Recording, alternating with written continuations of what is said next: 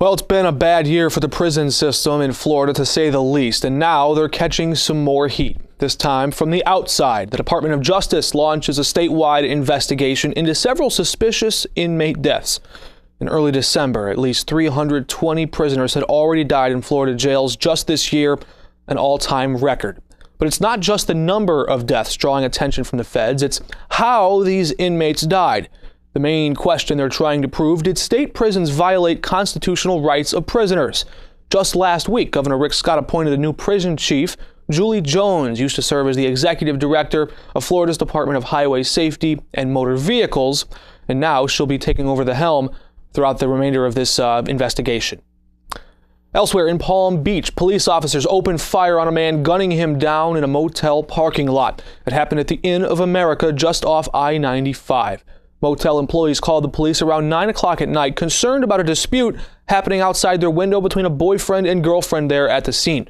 Now, when squad cars arrived there at the motel, officers say 27-year-old Anthony Landy proceeded to pull out a handgun and pointed it at the officers there. That's when gunshots broke out and Landy went down.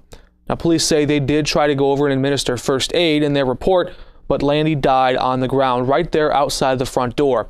No word on exactly how many shots were fired, but the police department did suspend all 3 officers who were at the scene. They're on administrative leave while the Palm Beach County Sheriff's Office, an outside department, takes over the investigation. Another twist in the John Goodman case, but this time the prosecutors turned their attention from John Goodman and toward the jury. If you remember, one of the preliminary jury members was taken out of the courtroom in handcuffs after he admitted to the judge that, yes, he learned details about the case, including the fact that it was a retrial. Now, the judge had already told all the potential jurors they were in fact prohibited from talking about the case with anyone, and they were not even allowed to know it was a retrial. Now, 23-year-old Travis Van Vliet considers accepting a plea deal with the state. He says he might take it.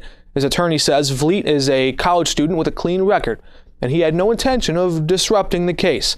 Now, his case got pushed back to next month, where he will most likely have reached a plea deal with prosecutors before it gets here. Well, it may be 70 years too late, but some Holocaust survivors living here in South Florida are about to get some help by way of Germany. Just before the holidays, the Conference on Jewish Material Claims announces a big wave of donations, all coming from Germany's national government, and it's going to go directly toward helping Holocaust survivors. All told, it's a $1 billion spending package worldwide, and it's meant to pay back part of the money stolen from Jews during the Holocaust era. The banks that they had there, all that money had been tucked away in Swiss banks for decades. As the average age of the Holocaust survivor continues to increase, their special needs continue to grow. In other words, it's about time. It's a welcome time for many people to have some of this relief. Here in the local area, about 1,000 Holocaust survivors will see a big boost in funding for their support programs. In Broward, the budget more than doubles to over $9 million. And in Boca Raton, Jewish Family Services gets a significant bump as well. They rose their budget from around $1 million to over $2.5 million every year. Well, as protests continue around the country, the debate over body cameras gains momentum here in South Florida.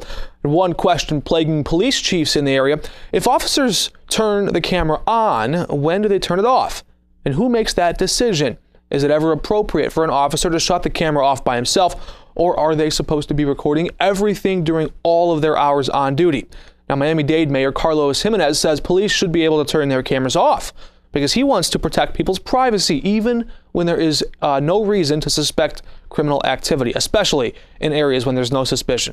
So even facing harsh opposition from the police unions, Miami-Dade expanded their budget to buy around 1,500 police body cameras in the next few years. And of course, we'll keep you up to date if there's any new legislation on the books about when police officers can and cannot have their cameras on and recording.